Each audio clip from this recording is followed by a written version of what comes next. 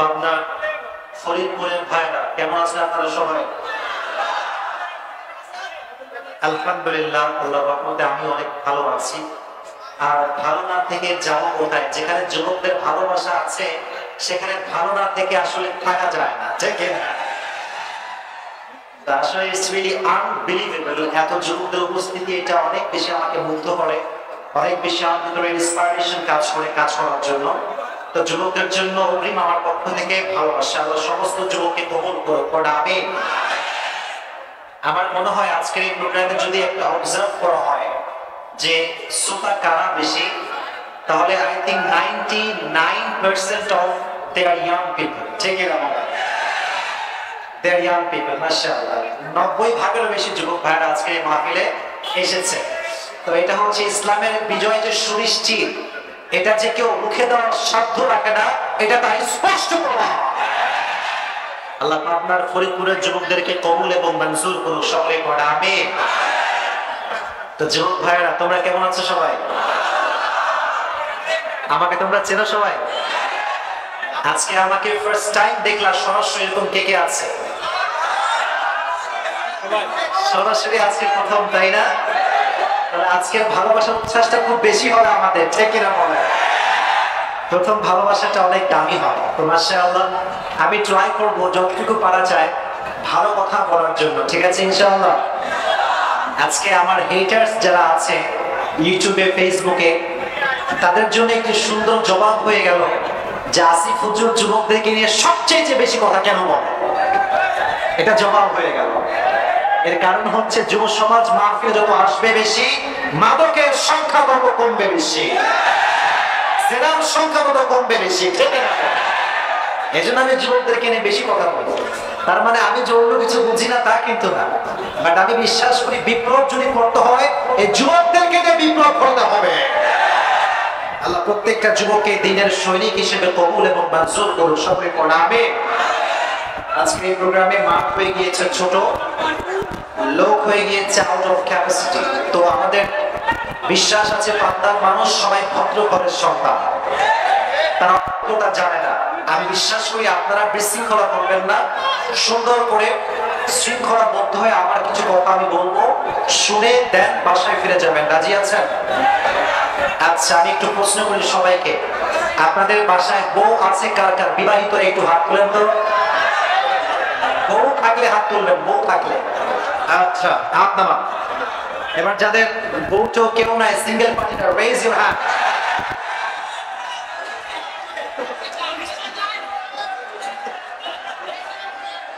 কি নাই? সত্যি নাই? এবার যদি আমি বলি যে বউ নাই কিন্তু গার্লফ্রেন্ড আছে কার কার? হাত আর নামবে না। যার যাকে পছন্দ, আমি এখানকার মুরব্বীদেরকে বলবো যাদের যারা ভালো লাগে তার সঙ্গে তার বিয়ে দিয়ে দেন, ঝামেলা রেখে যাবে। সেনার সংখ্যা কমে যাবে, বিচারের সংখ্যা কমে যাবে। আর সবচেয়ে বড় প্লাস পয়েন্ট হচ্ছে এখানে যুবক ভাইরা বিয়ে করতে চায় কিন্তু মেয়ের বাপ রাজি হয় না, বলে পেহলে আপনি প্যারোं पे खड़ा हो जाओ। এই পায়ে দাঁড়াইতে দাঁড়াইতে যৌবনের চাকা সব ঘুরে পেঁচায় শেষ হয়ে যায়। আজকাল শুধু মেয়ের বাবারাই যেরকম করে তা না, আজকালকার মেয়েরাও আবার টাকা ছাড়া বিয়ে করতে চায় না। ছেলে খুব ভদ্র, পাঁচ ওয়াক্ত নামাজি, দেখতে মাশাআল্লাহ সুন্নতি লেবাস পরিধান করে, মেয়ে বলে এরকম ছেলে হবে না, আমার লাগবে টিকটক মার্কা কাটিং ওয়ালা চুলওয়ালা যুবক। আরো যুবক সে পছন্দ করতে চায় না। যেই মেয়েগুলো শুধু টাকার প্রাধান্য দেয় আর মডার্নকে প্রাধান্য দেয়, এক বছর পরে গিয়ে তার সংসার টিকে না, ডিভোর্স পেয়ে বাসায় ফিরে আসতে হয়। যে মেয়েটা চরিত্রবান যুবককে বিয়ে করে তার পুরো জীবনটা সুখে কেটে যায়, দেখে না? তো আজকে মাহফিলে মায়েরা বোনরা আসছে নাকি? কোন সাইডে আছে ভাই? সামনে আছে, তাই না? তা আমি কিন্তু মা বোনদের বিপক্ষের লোক না, আমি পক্ষের লোক। তো আপনারা বেইমানি করা বাদ দিয়ে দেন যুবকদের সাথে, আমি আপনার সবাই দোয়া করব। ওই যারে ভাল লাগে বিয়ে করে নিয়ে নাকের ডগে দই লাগায় ঘোরায় বেড়ায়, বড় মহাপাপ, বড় পাপ, বড় পাপ। ভালো লাগলে বিয়ে করতে হবে, জেনার দিকে যাওয়া যাবে। আল্লাহ আমার বোনদেরকে হেদায়েত দান করুন, সবাইকে হেদায়েত দান করুন, পড়া আমিন। তো আজকে মাহফিলে আসতে পেরে আমরা সবাই খুশি না বেজার? আমার বিশ্বাস আজকে এই পাবনার ফরিদপুরের মাহফিলটা একটা ইতিহাস হয়ে থেকে যাবে। এবং কমিটি থেকে আমি স্পেশালি থ্যাঙ্কস জানাই, তারা এত সুন্দর প্রোগ্রাম আয়োজন করেছে। তারা যদি আরো উদ্যোগী হয়, আপনারা যদি সহযোগিতা করেন, আগামী বছর এই ফরিদপুরের মাটিতে পাবনাতে আজহারিও আসতে পারে, ঠিক না? আল্লাহ যেন এই শক্তি দান করে, সকলেই করেন আমিন। আমরা কোরআন থেকে কথা শুরু করব, তবে তার আগে আমাদের মাইন্ডসেটকে ক্লিয়ার করার জন্য, ফ্রেশ করার জন্য, উজ্জীবিত হওয়ার জন্য আমরা তাকবীর দিব জবান খুলে। প্রথমে তাকবীর দিবেন তারা যাদের বউ আছে, তারা তাকবীর দিবেন। যাদের বউ নাই তারা তাকবীর দিবা, তোমাদেরকে লাস্ট টাইমে আমি সুযোগ দেব। যাদের বউ আছে তাকবীর দেন, লিল্লাহি তাকবীর। মুরব্বীদের আওয়াজ কিন্তু খুব ভালো আছে, আজকাল অবস্থা খুবই খারাপ। এবার দেখি আমাদের যাদের বউটো কেউ না, তাদের তাকবীরের কি অবস্থা। আর একটু কাশি দাও না। লিল্লাহি তাকবীর। বিবাহিতরা ফেল, সবাই ফেল। এবার সবাই মিলে আমরা তাকবীর দিব ঐক্যবদ্ধ হয়ে, লিল্লাহি তাকবীর, লিল্লাহি তাকবীর। আল কোরআনের আলো। হাত কোথায়? এমনি হাত উত্তোলন করে বলতে হবে না। আল কোরআনের আলো, আল হাদিসের আলো। কোরআন হাদিস যেখানে, আলেম ওলামা যেখানে, ওয়াজ মাহফিল যেখানে। Inshallah, today we will talk about the life of hereafter, the life of grave. আজকে আমাদের আলোচনার সেন্ট্রাল থিম বা সাবজেক্ট ম্যাটারটা হচ্ছে মৃত্যুর পরবর্তী জীবন, আখিরাতের জীবন, পরকালের জীবন। পরকালের জীবনটা হচ্ছে এমন একটা জীবন, পৃথিবীর কোন মানুষ, পৃথিবীর কোন মুসলমান এটাকে অস্বীকার করতে পারে। আজকে এই প্রোগ্রামটা হচ্ছে কবরবাসীদের উদ্যোগে আয়োজিত, গোরস্থানের উদ্যোগে আয়োজিত। আজকে এই প্রোগ্রামে যখনই আমি আসছিলাম, যখন শুনলাম এটা গোরস্থানের উপলক্ষে আয়োজিত, তখনই বুঝে গেলাম এটা হচ্ছে এমন একটা জায়গা, যতই মানুষ বাহাদুরি করুক না কেন, মাটির নিচে ছাড়ার জায়গা কোথাও হবে না, ঠিক না? কবর হচ্ছে এমন একটা জায়গা, যে মানুষটা বালিশ ছাড়া ঘুমাতে পারতো না, সে মানুষটা একদিন বালিশহীন মাটিতে শুয়ে থাকবে। যেই মেয়েটা সারাটা খুব মেকআপ করে, সুটেড বুটেড, সবসময় শাড়ি গহনা মেকআপ, নিজেকে সুসজ্জিত করে রাখে, সেই সুন্দরী নারীটাও একদিন কবরের নিচে, মাটির নিচে মিশে মেছাকার হয়ে যাবে, ঠিক না? এটা হচ্ছে কবর। যা খুব গরম লাগে, গরম সহ্য করতে পারে না, ফ্যান দাও, এসি দাও, আর আমাকে ঠান্ডা লাগাও, আমাকে এসি অন করে দাও।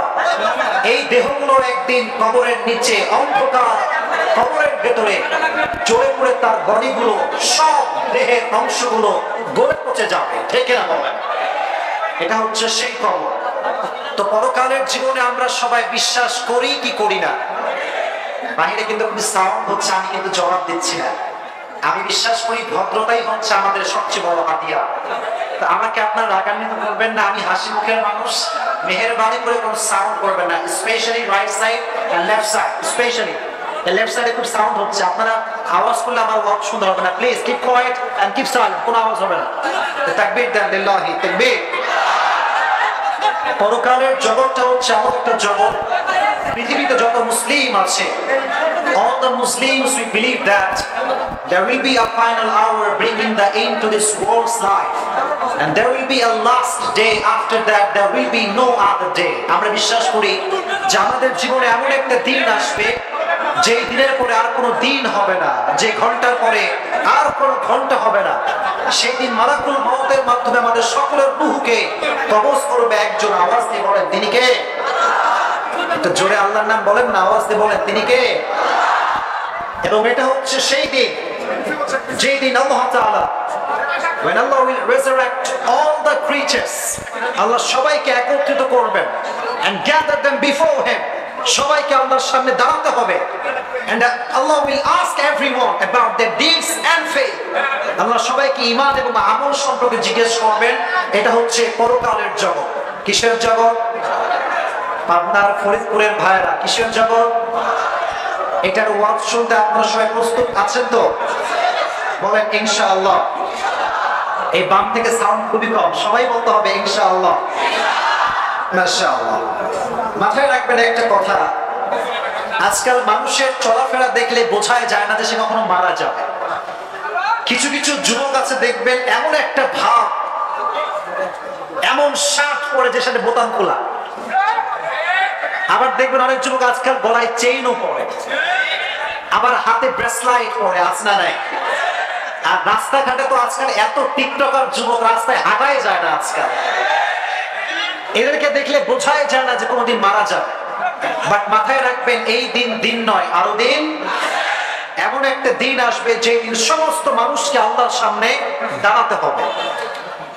কবরের জীবন বা পরকালের জীবন নিয়ে কথা বলার আগে আমি আপনাদের সবাইকে একটা কল্পনার জগতে নিয়ে যেতে চাই। কল্পনা করেন, একটু অনুভব করেন, এই যে আমাদের জীবনটা, আমরা অনেক ব্যস্ত আমাদের নিজের কাজ নিয়ে, ক্যারিয়ার নিয়ে, সমাজ নিয়ে, বাড়ি নিয়ে, বউ নিয়ে, কাজের কোনো শেষ নাই।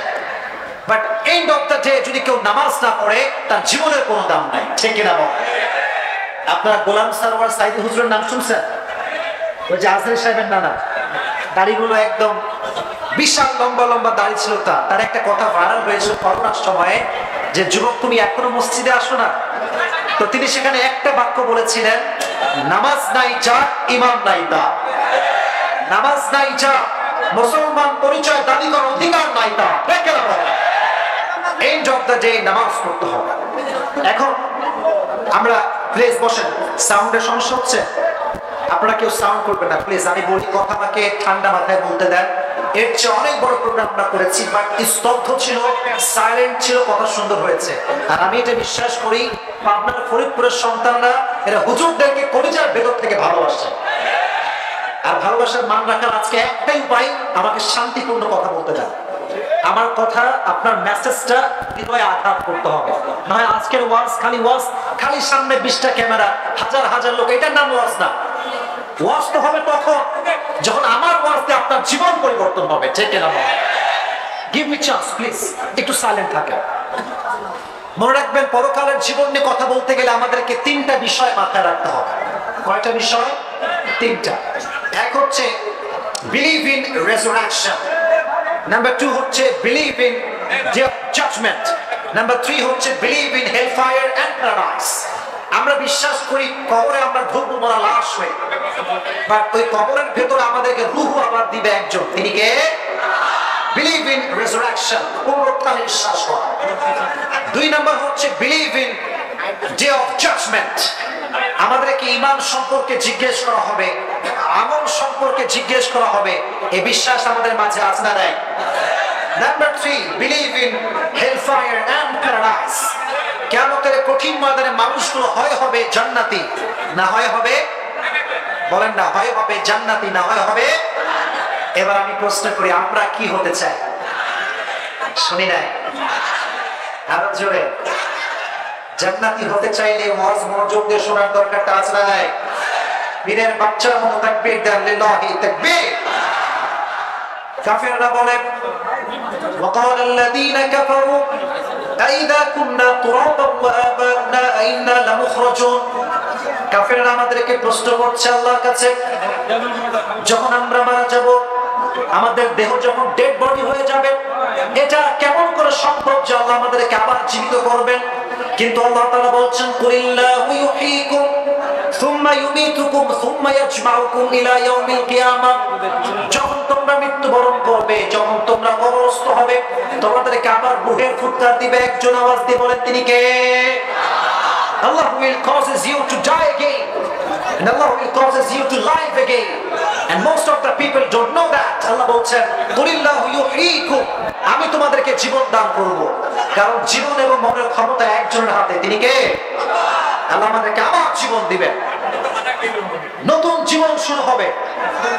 কবরস্থানে যখন যাবেন দেখবেন, এই বিশৃঙ্খলা করবেন না, কবরস্থানে গেলে দেখবেন যে সব কবর দেখতে সেম। আচ্ছা, আপনারা কখনো ঢাকায় গিয়েছেন? ঢাকা নাম শুনছেন তো সবাই নাকি? ঢাকাতে কিন্তু সেক্টর ভাগ আছে। ঢাকার একটা জায়গার নাম হচ্ছে গুলশান, নাম শুনেছেন? মিরপুর নাম শুনেছেন? উত্তরা নাম শুনেছেন? যদি আপনি ঢাকার গুলশানে যান, দেখবেন অলিতে গলিতে BMW আর মার্সিডিজ ঘুরে বেড়াচ্ছে। দেখলেই বুঝবেন ধনীদের এরিয়া, সব বড় লোকরা এখানে থাকে। আবার যদি আপনি ঢাকার শরীরআখড়া যান, যাত্রাবাড়ি যান, দেখবেন নর্মাল এরিয়া, কোথাও ফ্ল্যাট তো কোথাও ঝুপড়ি, সাধারণ বাড়ি। তাহলে দুনিয়াতে কোনো ঘর দেখে বোঝা যায় যে ধনীর ঘর, এটা গরিবের ঘর। উপায় আছে না নাই? ধনীর ঘর বিশাল ফ্ল্যাট, ডুপ্লেক্স ট্রিপ্লেক্স, আর গরিবের ঘর হচ্ছে কুঠির ঘর, টিনের ঘর। ঠিক কিনা যুবক ভাইরা বলো? কবরস্থানে গেলে কবরের যে স্টাইল, অল আর সেম। কোন কবর দেখে বোঝা যাবে না কোনটা জান্নাতীর কবর আর কোনটা জাহান্নামীর কবর। বোঝা যায়?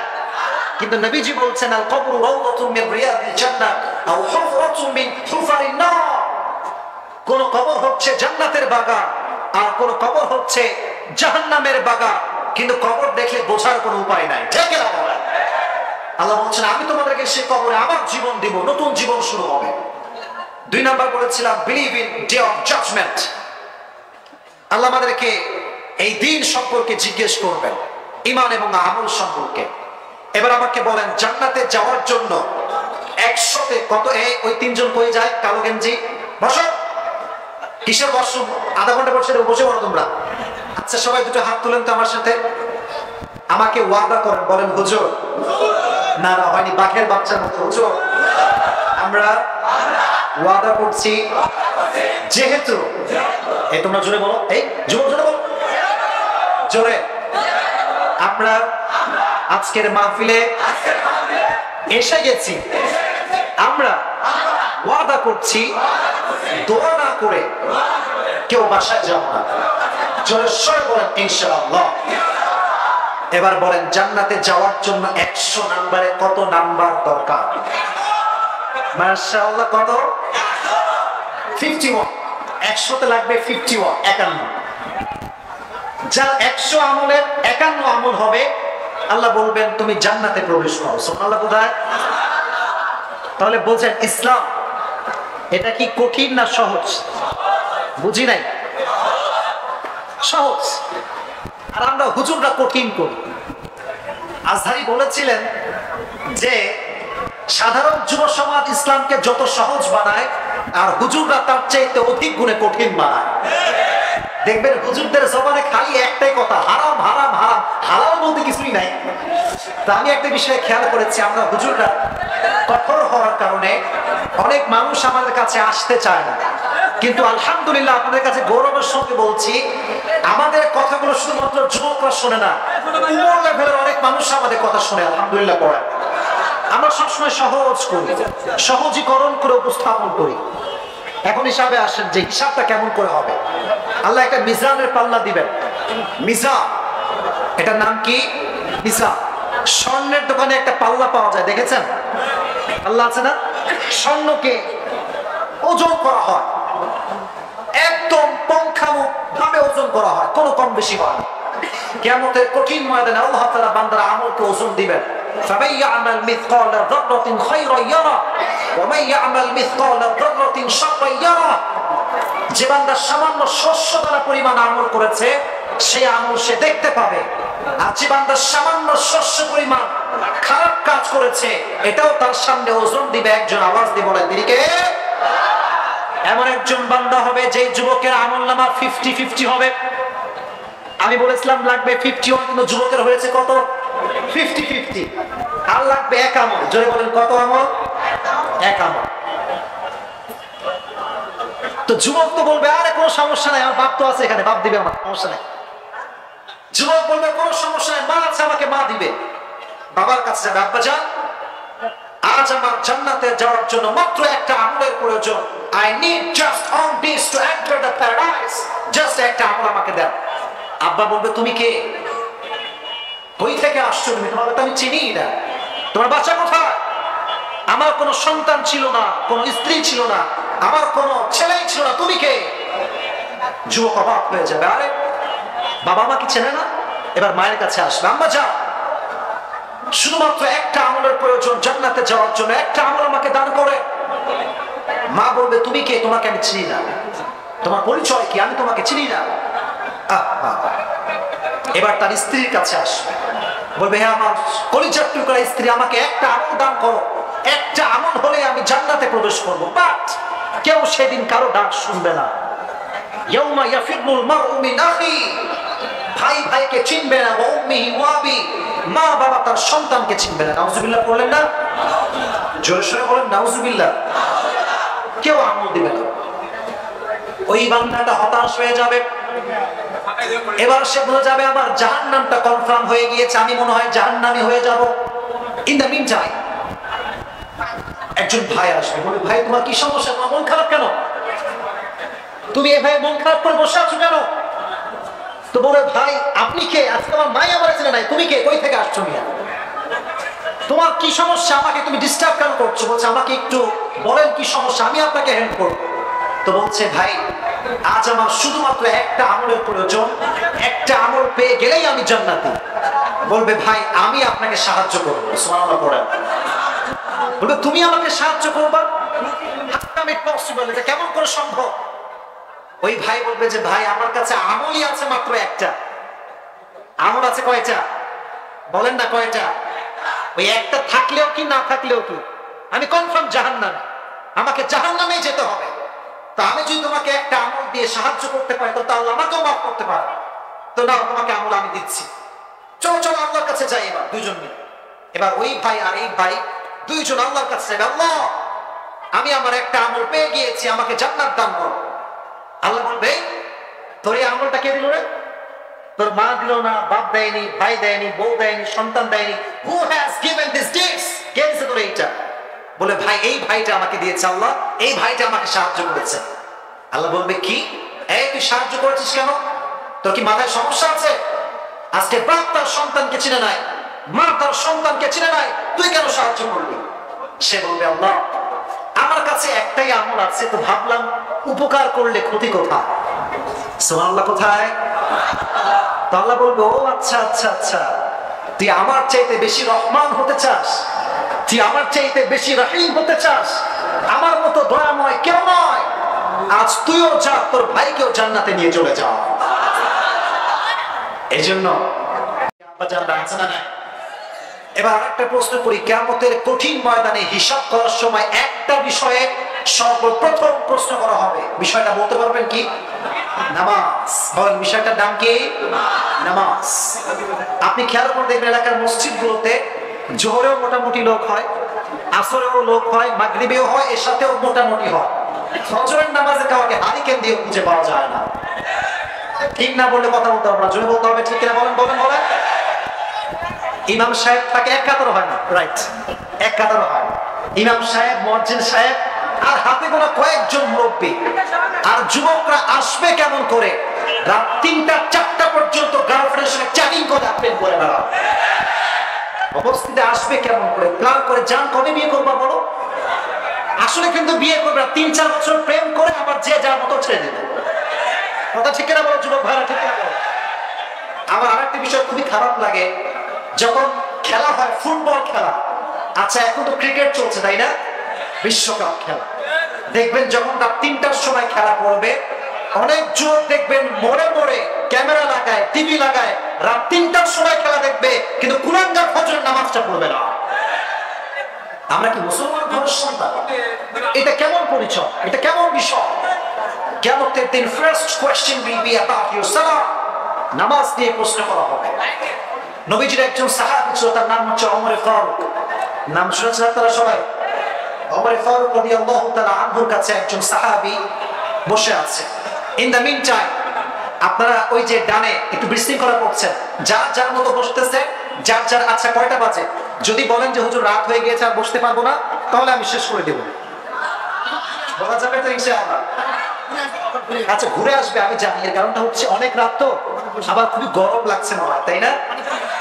আপনাদের যদি মন চায় আপনারা একবার দুটো হাত তুলেন, দুটো হাত তুলেন, এই যে এমনে লিল্লাহি তাকবীর, লিল্লাহি তাকবীর, আল কোরআনের আলো, আল হাদিসের আলো। একটু ব্যায়াম করলাম আর এবার একটু স্থির লাগবে মোটামুটি। দেখেন প্রিয় ভাইরা, পুরো বছরে একটা দিন মাত্র মাহফিল, 1 ঘন্টা কথা না বললে বক্তাও শান্তি পায় না, শ্রোতারাও শান্তি পাবে না, ঠিক কিনা বল? আমি যদি ঠাস করে দোয়া করে আপনার মন খারাপ, এটা আমি জানি। আমি চাই কথা বলতে, আমাকে পরিবেশ দেওয়া লাগবে। আর আমার মনে হয় এই মাঠটা আসলে আজকে পারফেক্ট হয়নি, আমি খুবই দুঃখিত। এই আশেপাশে বড় মাঠ হলে নাও ভালো ছিল। এর কারণ হচ্ছে বেশি লোক হয়ে গেলে গ্যাদারিং বেশি হয়, সাউন্ড বেশি হয়, কথা বলে শান্তি পাওয়া যায় না। তো আমার বিশ্বাস যেহেতু শেষের দিকে চলে আসছি, আমরা সুন্দরভাবে শেষ করবো। রাজি আছেন তো ইনশাআল্লাহ? ওমর ফারুক রাদিয়াল্লাহু তাআলা আনহুর কাছে একজন লোক আসে, তার নাম হচ্ছে আবু লুলু আল মাজুসি। অগ্নি উপাসক, আগুনের উপাসনা করে। ডাক দিয়ে বলছে, ইয়া ওমর, আমার মনিবের নাম হচ্ছে মুগীরা ইবনে শুবা।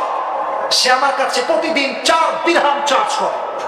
আমি একজন নগণ্য গোলাম, 4 দিরহাম দেওয়া অনেক কষ্টকর হয়ে যায়, আমি কেমন করে দিব? ভালো করে বুঝবেন নামাজ কাকে বলে, নামাজ কাকে বলে। তো বলছে, তুমি কি বানাও, তোমার কাজ কি? তো সে বলছে, আমি খঞ্জর বানাই, খঞ্জর। এই খঞ্জরটা হচ্ছে এমন একটা জিনিস, মাকবাদাতুহু ফি ওয়াসাতিহি, দুই পাশে ধারালো ছুরি আর মাঝখানে হচ্ছে হ্যান্ডেল। আপনার সুলতান কাবুসের নাম শুনেছেন? তার গুগলে সার্চ করবে, দেখবেন তার মাঝে একটা খঞ্জর আছে, দুই পাশে ছুরি, মাঝখানে ধারালো, ধরার যায়। তো বলছে, আমি তো খঞ্জর বানাই। অমর বলছে, তাই নাকি? এটা তো অনেক ধনীদের কাজ, তুমি তো অনেক টাকা ইনকাম করো মিয়া, কোনো সমস্যা নাই, তুমি 4 দিরহাম দিবা, কোনো সমস্যা নাই। তো সে বলছে, তাই অমর? সবার বেলায় নরম আর আমার বেলায় গরম, দাঁড়া তোমাকে মজা বুঝাচ্ছি, এবার তোমাকে মজা বুঝাচ্ছি, দাঁড়া। এবার সে চলে গেছে। চলে যাওয়ার পরে বিশাল বড় একটা খঞ্জর বানিয়েছে অমরকে হত্যা করবার জন্য। ফজরের নামাজের সময় অমর যখন নামাজ পড়তে দাঁড়িয়েছে, কানু ইউসাল্লুনা বিগালাস, তারা তখন ফজরের নামাজটা পড়তো অন্ধকারের সময়। ফজরের নামাজের সময় অমর যখন নামাজ পড়তে দাঁড়িয়েছে, ওই মুনাফিক ফজরের নামাজ পড়বার চলে এসেছে, প্রথম কাতারে দাঁড়িয়ে আছে। কোন সাহাবা একরাম জানা যায় একটা মুনাফিক দাঁড়িয়ে আছে। যখন অমর আল্লাহু আকবার দিয়েছে, যখন রুকুতে যাবে, সঙ্গে সঙ্গে খঞ্জর বের করে অমরের সোজা নাভি বরাবর আঘাত করেছে খঞ্জর দিয়ে। অমরের ভেতর থেকে নাভিগুলো সব বের হয়ে আসছে, নাভি বের হয়ে গেছে। রাষ্ট্রীয় সব চিকিৎসকরা আসছে, অমরকে বাঁচাও, রাষ্ট্রের খলিফা মারা যাচ্ছে, বাঁচাও। অমরকে দুধ দেওয়া হয়েছে, দুধ নাভি দিয়ে বের হয়ে গেছে। রাষ্ট্রীয় চিকিৎসকরা বলছে, অমর আর বাঁচবে না, অমরের হায়াত শেষ, অমরের সময় শেষ। হঠাৎ করে অমরের চোখ খুলেছে, চোখ খুলেই দেখছে সাহাবা একরাম বসে আছে। উনি কোনো কিছু বলেন নাই, আমার ছেলে কোথায়, মা কোথায়, টাকা কোথায়। উনি বলেছেন, আসল্লান নাস, আমি যে ফজর নামাজের ইমাম ছিলাম, সে নামাজটা কি আদায় হয়েছে? সুবহানাল্লাহ বলেন। মৃত্যুর সময় নামাজকে ভুলে নাই, নামাজকে প্রাধান্য দিয়েছে সবচেয়ে বেশি। তাহলে আমরা বলেছিলাম পরকালের 2 নাম্বার চ্যাপ্টার হচ্ছে বিলিভ ইন জাজমেন্ট, আল্লাহর বিচারকে বিশ্বাস করা। তাহলে প্রথম বিষয়টা হচ্ছে নামাজ। প্রথম বিষয়টা কি? জয় বলেন। প্রথম বিষয় কি? নামাজ। দ্বিতীয় বিষয় হচ্ছে ঈমান। আমরা মুখে বলি ঈমান আছে, বাট আপনারা খেয়াল করবেন আজকের সমাজে ঈমানদারদের দাম কম, ঘুষখোরদের দাম বেশি, গাঁজাখোরদের দাম বেশি, ঠিক না? টাকা থাকলে সব সম্ভব। দেখবেন টাকা থাকলে সভাপতি, ক্যাশিয়ার সাহেবও গাঁজাখোর পাওয়া যায়, ঘুষখোর পাওয়া যায়, সুদখোর পাওয়া যায়, ঠিক না? আমরা হুজুররা পড়ছি মহাবিপদে, কারো বিরুদ্ধে ওয়াজ করা যায় না। সুদের বিরুদ্ধে ওয়াজ করলে সভাপতির বিরুদ্ধে যায়, ঘুষের বিরুদ্ধে ওয়াজ করলে ক্যাশিয়ার সাহেবের বিরুদ্ধে যায়। আর যখন পর্দার পক্ষে কথা বলে, তখন এইটা সহসভাপতির গায়ে লেগে যায়, ঠিক না? কেন তারা সভাপতি? It's because of money. টাকা আছে যার, বাংলাদেশে সম্মান আছে তার। টাকা থাকলে জনগণের খেদমত করতে হবে না, আপনি অটোই পাস হয়ে যাবেন, ঠিক না? টাকার দাম আজকে সমাজে বেশি হয়ে গিয়েছে। বাট কিয়ামতের দিনে 2 নাম্বার বিষয় হবে ঈমান। কার ঈমান কতটা স্ট্রং ছিল। এবার আসেন, এই সাউন্ড করেন না প্লিজ, অনেক গরম তো, আমি বুঝতেছি আপনাদের বিষয়টা। আচ্ছা 12টা পর্যন্ত তো করা যাবে নাকি? যাবে তো ইনশাআল্লাহ। একজন যুবক যার বউটো কেউ নাই, সে তাকবীর দাও। বউ নাই, তাকবীর দাও।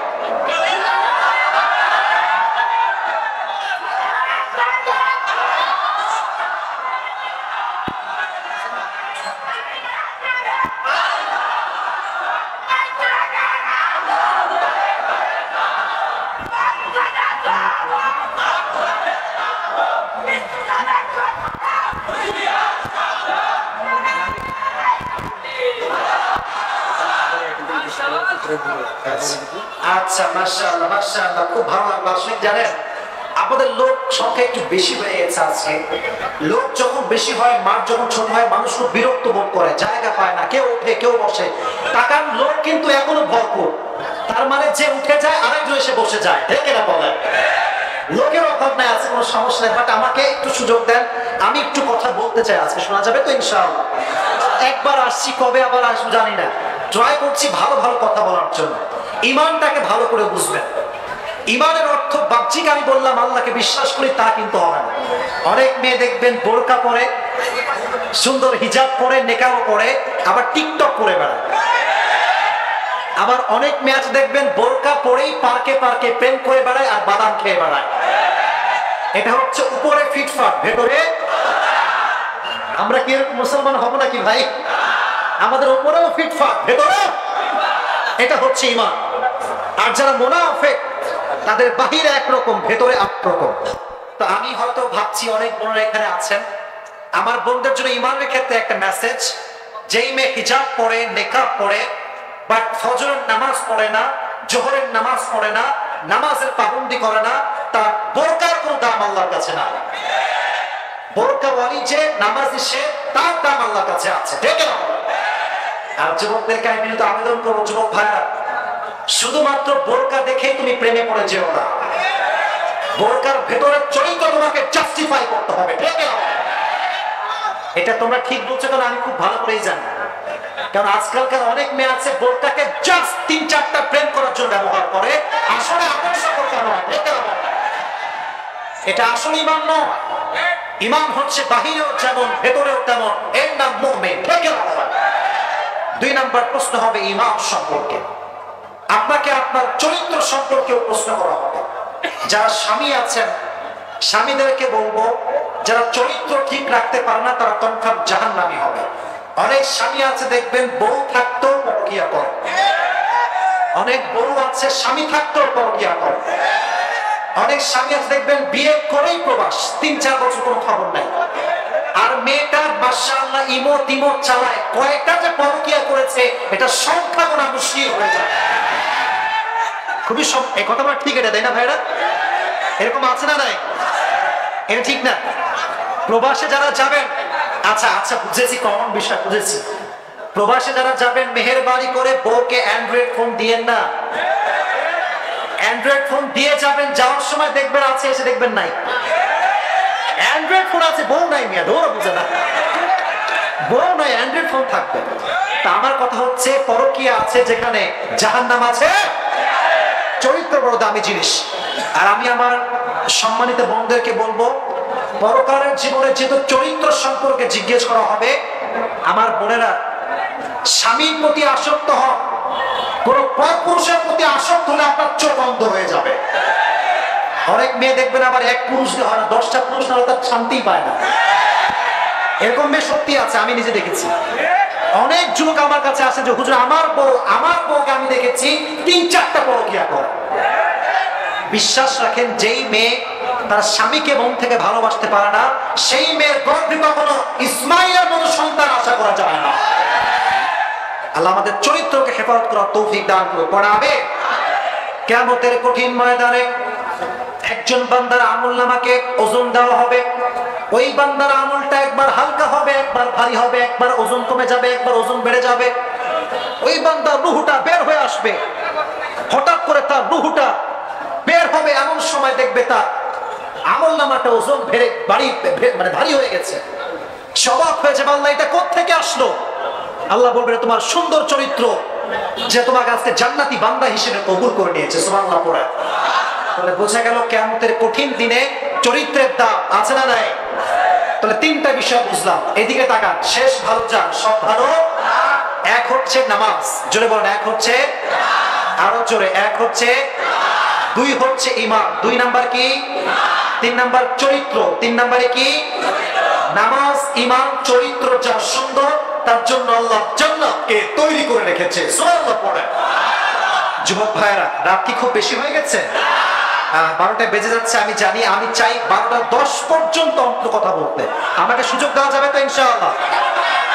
আমি বলেছিলাম 3টা বিষয়। এক হচ্ছে পুনরুত্থানে বিশ্বাস, 2 নাম্বার বিচার দিবসে বিশ্বাস, 3 নাম্বার হচ্ছে জান্নাত এবং জাহান্নাম নামে বিশ্বাস। এটা লাস্ট চ্যাপ্টার, খুব মনোযোগ দিয়ে শুনবেন। মুমিন বান্দার জন্য জাহান্নাম কেন অবধারিত হতে পারে? মুমিন বান্দা তো সে আসল বান্দা যে লড়াই করে ময়দানে এবং জিহাদের জন্য আল্লাহর রাস্তায় লড়তে প্রস্তুত হয়ে যায়, ঠিক না? আপনারা ফিলিস্তিনের খবর শুনেছেন? হামাস যে ইসরায়েলকে অ্যাটাক করেছে, এটার দ্বারা স্পষ্ট প্রমাণ হয়েছে হুজুরদের ঠেলাঠেলিতে ফেসবুকে ঢুকায় যায় না। কথা ঠিক নাই মনে হয়, তাই না? এই যে আজকে আজহারী সাহেব বাংলাদেশে নাই, বিশ্বাস রাখেন সবচেয়ে বড় দায়ী হচ্ছে আমরা হুজুররা। আমাদের হুজুরদের কথা হচ্ছে, আমার টুপির সঙ্গে টুপির না মিল হলে আমি ভালোবাসি না, আমার জুব্বার সঙ্গে না মিললে আমি ভালোবাসি না। আলিয়ার লোক কমই পছন্দ করতে চায় না, কমির লোক আলিয়া পছন্দ করতে চায় না, ঠিক কিনা বলেন যুবক ভাইয়েরা? এটা বাংলাদেশ। এই যে আমি আজকে ওয়াজ করতে আসছি, যতটুকু করেছি দেখবেন অনেক লোক বদনাম করবে, এরকম লোক আছে না নাই? কিন্তু সবাই যদি দোয়া করে যে আল্লাহ আসিফ হুজুর আসছে, অনেক লোক হয়েছে, উনি যা পেরেছে বলেছে, আল্লাহ তুমি আসিফ হুজুরের কণ্ঠকে আরো সুন্দর করে দাও, পড়া আমি এই দোয়া যদি সবাই আমার জন্য করে, আমার উন্নয়ন হবে কি হবে না? বুঝে গেল জান্নাত তো তার জন্য অবধারিত হবে যে বাহিরেও একরকম ভেতরেও একই রকম, ঠিক না বলেন? আল্লাহ বলবেন এই তোমরা আলাদা হয়ে যাও, বাম কাতার হও, বামে হবে জাহান্নামীরা, ডান কাতার হও, ডানে হবে জান্নাতীরা। তো জান্নাতীরা সবাই দেখবে অনেক লোক জাহান্নামী বাম দিকে দাঁড়ায় আছে। আপনি তো আবার জাহান্নামী না ভাই, জাস্ট বোঝাবার স্বার্থে বলছি, দুইটা কাতার, এক হচ্ছে জাহান্নামীদের কাতার আর এক হচ্ছে জান্নাতীদের কাতার। জাহান্নামীরা বলবে জান্নাতীদেরকে, এই ভাইরা আজ তোমরা জান্নাতে প্রবেশ কেমন করে করলে? তারা ডাক দিয়ে বলবে ওয়াম্মান মান খাফা মাকাম রাব্বিহি ওয়া নাহান নাফসা আনিল হাওয়া। তারা বলবে আমাদের হৃদয়ে ভয় ছিল, একজনের আওয়াজ দিয়ে বলেন তিনি কে?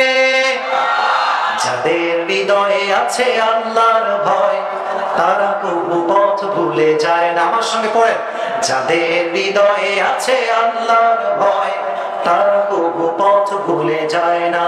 আল্লাহর প্রেম ছাড়া এই দুনিয়ায় কারো কাছে কোনো কিছু চায় না, ঠিক না? আমরা আল্লাহকে ভয় করতাম, তাই আমরা জান্নাত পেয়েছি। তো এটা আমার দিকে তাকান, এটা হচ্ছে আমাদের মাহফিলের পোস্টার। জান্নাতে যাওয়ার সময় সবার হাতে একটা পেপার থাকবে, পেপার। আচ্ছা, পরীক্ষায় যখন এক্সামে আমরা ফার্স্ট হই, রেজাল্ট আছে না নাই? এটা হচ্ছে আমাদের পরীক্ষার পেপার। তো জান্নাতি যখন হাতে পেপার পেয়ে যাবে, একটা বিশাল চিৎকার দিবে, হ্যাঁ উমুকরাউ কিতাবিয়া। তার চিৎকারে জান্নাতীদের সমস্ত মানুষগুলো একত্রিত হয়ে যাবে। বলে ভাই তুমি এই পেপারটা কই থেকে পেয়েছো, কেমন করে পেয়েছো? বলবে আমি জানতাম যে আমাকে হিসাব দিতে হবে, আমাকে আল্লাহর সামনে বিচারের কাঠগড়ায় দাঁড়াতে হবে। আমি হিসাবের ভয়ে তখন গুনাহ থেকে বেঁচেছি, হারাম থেকে বেঁচেছি, পর্নোগ্রাফি থেকে বেঁচেছি। পর্নোগ্রাফি আমাদের বাংলাদেশে আছে না নাই? আমি খুবই দুঃখিত বলার জন্য, ৮০% যুবকদের মোবাইলে আজকে হিন্দি সিনেমাও পাওয়া যায়, পর্নোগ্রাফি আর ব্লু ফিল্মও পাওয়া যায়। আপনি দেখবেন অনেক যুবকের চোখ একদম ঢুকে গেছে, মানে এই যে এইটা আছে না, একদম ঢুকে গেছে, কালো হয়ে গেছে দেখবেন। আবার অনেক যুবক দেখবেন আগে ছিল ১০০ কেজি, এখন ৫০ কেজি হয়ে গেছে। এর রহস্য আমি আর বললাম না, রহস্যই বলতেও চাই না। মাথায় রাখবার, সামনে কিন্তু বিয়ে করতে হবে।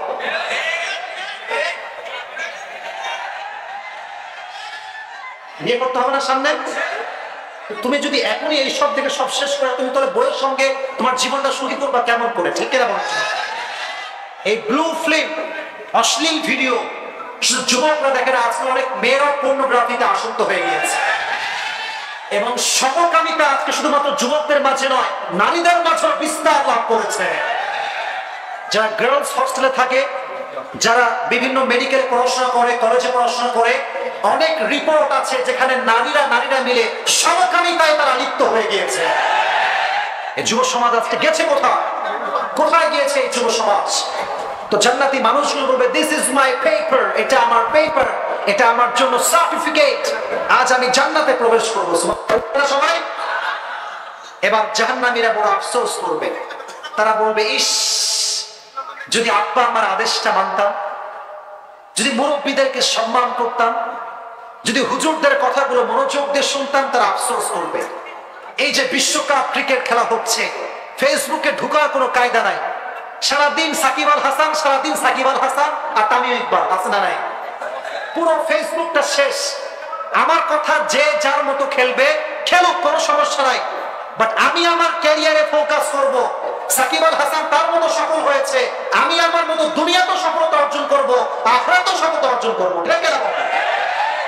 সাকিব আল হাসান তোমাকে কিছু দিবে না ভাই, তোমাকে কিচ্ছু দিবে না, তোমাকে তোমার অবস্থান নিজেকে তৈরি করতে হবে। এজন্য আল্লাহ তাআলা বলছেন, ফারীকুম ফিল জান্নাতি ওয়া ফারীকুম ফিস সাঈদ, একদল যাবে জান্নাতে, আরেক দল যাবে জাহান্নামে। এখন সিদ্ধান্ত তোমার হাতে, তুমি কোন দলের শামিল হবা। আজ থেকে আমরা নিয়ত করছি জান্নাতে যাওয়ার জন্য যেই যেই কাজ করতে হয় প্রত্যেকে আমরা সেই কাজ করব। সকলেই বলেন ইনশাআল্লাহ। আল্লাহ আমাদের সবাইকে জান্নাতি বান্দা হিসেবে কবুল করে নিক। সকলেই পড়েন আমিন।